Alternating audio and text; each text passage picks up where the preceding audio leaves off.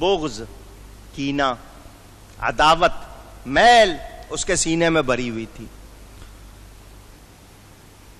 اس نے خود یہ کہا کہ میں نے ایک دن بشر حافی کو، چونکہ وہ دشمنی رکھتا تھا، دل میں میل رکھتا تھا، وہ کہنے لگا میں نے دیکھا کہ وہ نماز جمعہ کے لیے تشریف لائے. نماز جمعہ پڑھ کے جب نکلے تو بازار سے انہوں نے بھنا ہوا گوشت خریدا، حلوہ خریدا، روٹی لی اور لے کر چلے تو کہنے لگا میں پیچھا کرنے لگا.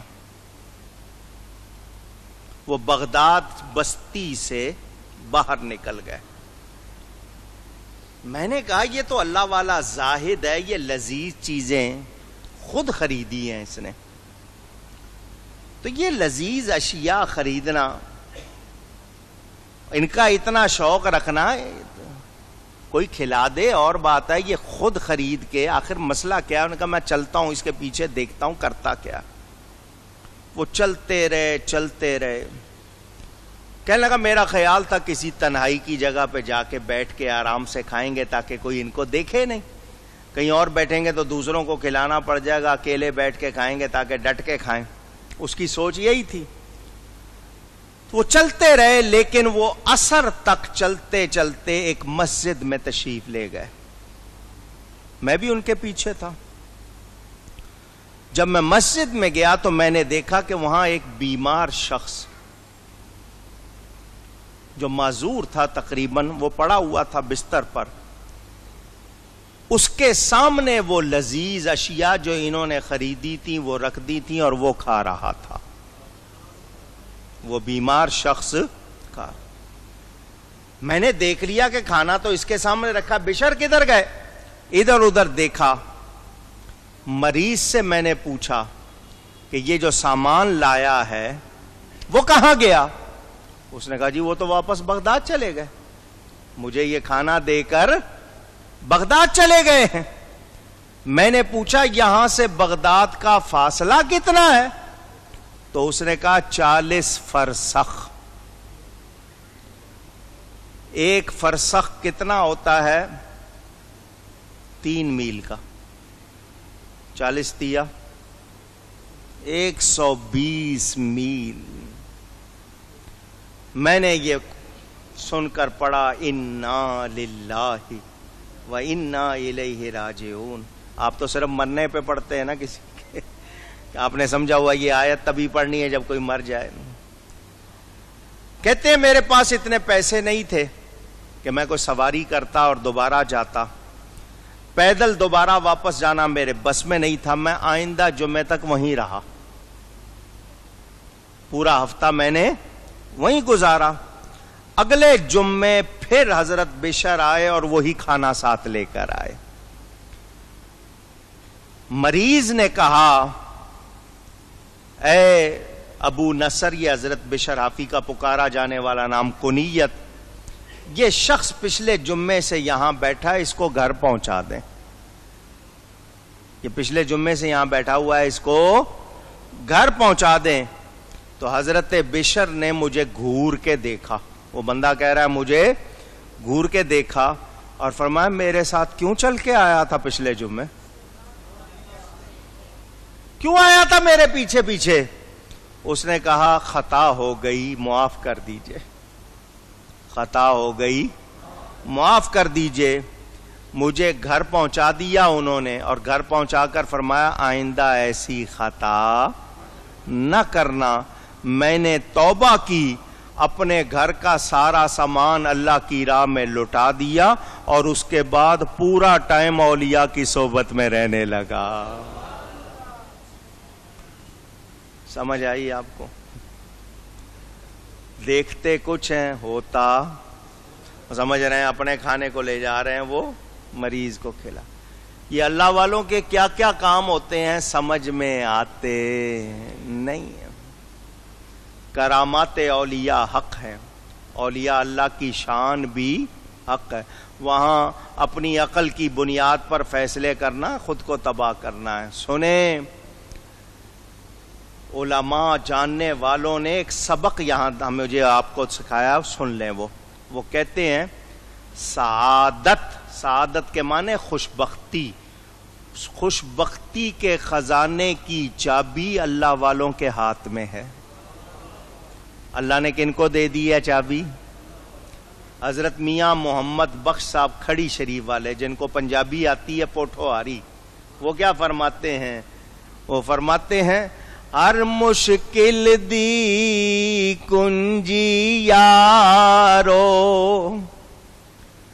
ہر مشکل دی کنجی یارو، ان مرداں دے ہتھ آئی، او مرد نگاہ کرن جس ویلے، مشکل رہے نہ کائی۔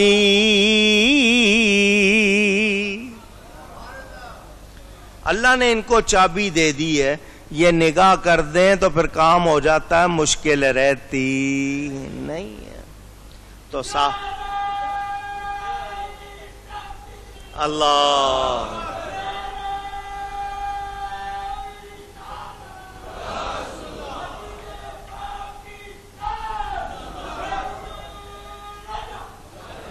یاد رکھنا، سعادت کے خزانوں کی چابیاں اللہ نے اپنے پیاروں کو، ولیوں کو، دوستوں کو دے دی ہیں۔ ہمیں کبھی شک شبہ کرنا۔ حافظ شیرازی کے شعر کا میں یہ مفہوم آپ کو سنا رہا ہوں، کلید گنج سعادت قبول اہل دلست، مباد کس کے دری نقطہ شک و ریب کو ند۔ حافظ شیرازی کا شعر۔ شک نہیں کرنا، یہ آپ اللہ والوں کے نگاہ میں آ جائیں، ان کی بارگاہ میں مقبول ہو جائیں تو سمجھ لیں کام بن گیا۔ اور صوفیوں کی بات ہے، کوئی اللہ والا دیکھ لے تو سفر شروع ہو گیا روحانیت کا۔ اللہ والے نے پسند کر لیا، سمجھو منزل مل گئی ہے۔ یہ اللہ والے پسند کر لیں تو بیڑا پار۔ اب یہاں جو بات آپ کو سنانی ہے صوفیاء علماء کی سکھائی ہوئی، دھیان سے سنیں کہ اہل ارشاد، یہ لوگ جو راہ دکھانے والے ہیں صوفیاء، ان سے مدد لینا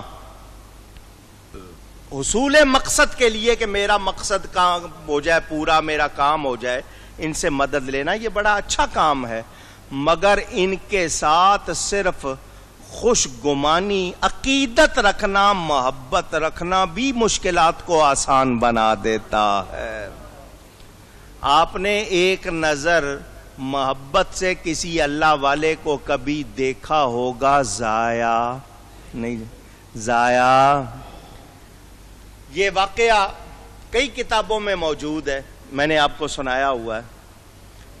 بہار مثنوی نام کی کتاب میں بھی ہے، تفسیر نعیمی میں بھی ہے۔ ایک علاقے میں بارش نہیں ہو رہی تھی، ایک علاقے میں قحط پڑا ہوا تھا، بارش نہیں ہو رہی تھی۔ لوگوں نے نماز استسقاء پڑھی، روئے، گڑ گڑائے، دعائیں کی، بارش نہیں ہو رہی۔ ایک بندہ آیا، اس کو کسی نے کہا یار تم اس علاقے میں آ گئے، یہاں تو بارش نہیں ہو رہی، پانی نہیں۔ اس نے کہا اچھا۔ اس نے ہاتھ اٹھا کے کہے یا اللہ میری آنکھوں کی برکت سے بارش برسا دے، میری، اونچی کہیے گا۔ ادھر اس نے دعا کی، ادھر بارش شروع ہو گئی۔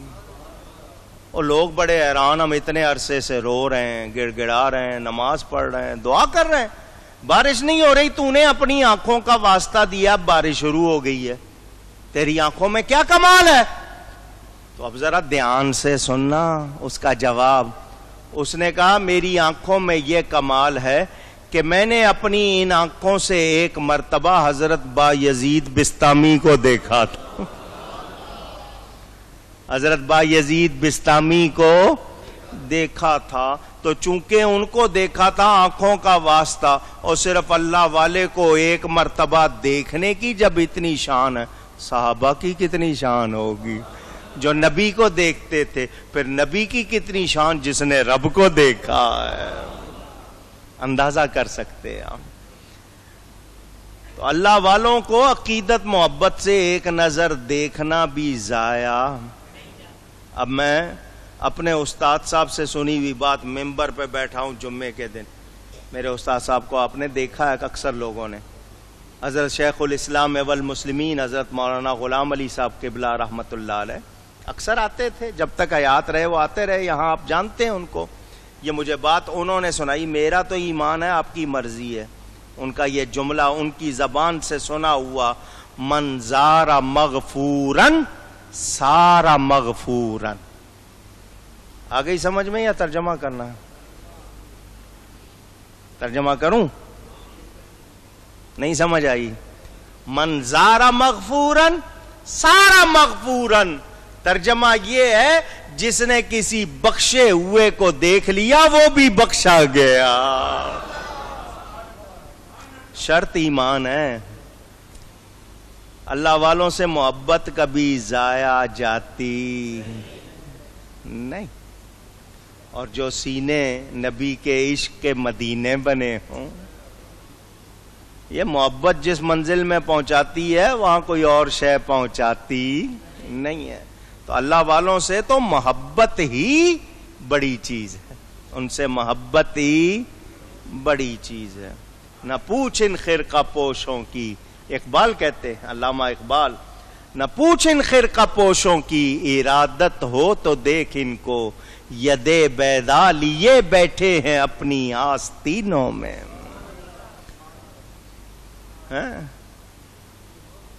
کوئی آئے تو صحیح, کوئی جاتا ہی نہیں ہے. کوئی جاتے ہیں تو حضرت جی کاروبار ڈھیلا ہو گیا ہے, دعا کر دیجئے. چھوٹی چھوٹی باتیں لے کے جاتے ہیں. کو جاؤ ان کے پاس کہ رب سے ملا دو. ہم تو اپنی حاجات لے کے جاتے ہیں, یہ کام کرا دو, یہ کام کرا دو, اللہ والے ہو آپ کی دعا مقبول ہے. ان سے کہو رب ملا دو,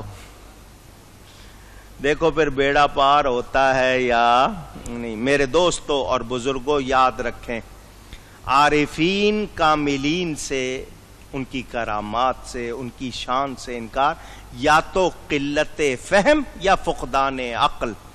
یا تو عقل کی کمی ہے اور یا سمجھ کی کمی ہے. عقل نہیں ہے یا سمجھ نہیں ہے.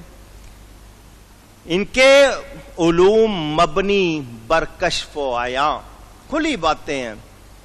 ہم نے تو اپنی آنکھوں سے دیکھا ہے. کوئی ہمارے سامنے آ کے کہے نہیں, ہم نے تو خود اپنی آنکھوں سے دیکھا ہے. تیرے کہنے کہ کیا ہوگا, ہم نے تو دیکھا ہے. وہ باتیں دیکھی ہیں کہ آپ کو سنائیں حیران ہو جائے, آپ سنتے رہتے ہیں. یہ کیوں ان کو مقام ملتا ہے؟ یہ اللہ کے لیے خالص ہو جاتے ہیں. اللہ کے لیے, ان کو کسی اور کی رضا نہیں چاہیے, اللہ اور اس کے رسول کی رضا چاہیے. یہ اس کے لیے خالص ہو جاتے ہیں. جب اس کے ہو جاتے ہیں تو بیڑا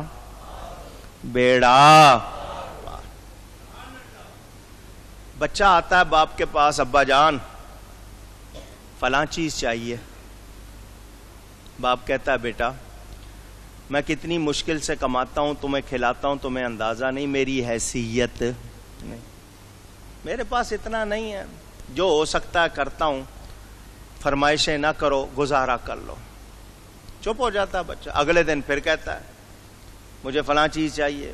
کہتا تجھے کل سمجھایا تھا, سمجھ نہیں آئی تیرے بات, وہ چپ ہو گیا. تیسرے دن اس نے پھر کہا مجھے فلاں چیز چاہیے. آج تیسرا دن ہے, باپ کا لہجہ بدل گیا, سختی آ گئی, تجھے سمجھ نہیں آ رہی. بچے نے کہا بابا پھر اور کس کو جا کر کہوں, اور کس کو کہوں, آپ کے سوا اور کس سے بات کروں. جب اتنی بات کرے گا بولو باپ پر اثر ہوگا یا نہیں ہوگا. اونچی وہ 10 چیزیں بیچے, کچھ کرے, جتن کرے, وہ بچے کی یہ بات کہ بھئی آپ کے سوا اور کون ہے. تو یہ بندے اللہ کے خالص بندے کہتے ہیں رب کو راضی کرنا, اس کے سوا کسی کو راضی. آپ کو سنایا ایک بزرگ تھے, جب بھی احرام پہنتے تھے کہتے تھے لبیک, آواز آتی تھی لا لبیک, تیری کوئی لبیک نہیں. کوئی پاس بیٹھا ہوا تھا مرید, اس نے سن لیا کہ یہ پھر کہہ رہے ہیں لبیک, پھر جواب آ رہا ہے لا لبیک, پھر کہہ رہے ہیں لبیک, پھر جواب آ رہا ہے لا لبیک. اس نے کہا پیر صاحب آپ بڑے عجیب آدمی ہو, آپ بار بار لبیک کہتے ہو, وہاں سے لا لبیک آپ کہتے ہو, میں حاضر ہوں, وہاں کہتے ہیں تیری کوئی حاضری نہیں, پھر وہی کہے جا رہے ہو. اس نے کہا تو نے تو آج سنا ہے, مجھے تو 70 سال ہو گئے سنتے ہوئے. تو نے تو آج سنا ہے, مجھے تو 70 سال ہو گئے یہی آواز سنتا ہوں. اس نے کہا پھر بھی وہی کہتے ہو. کہا پھر بتاؤ اور جاؤں کس کے دروازے پہ؟ اور ہے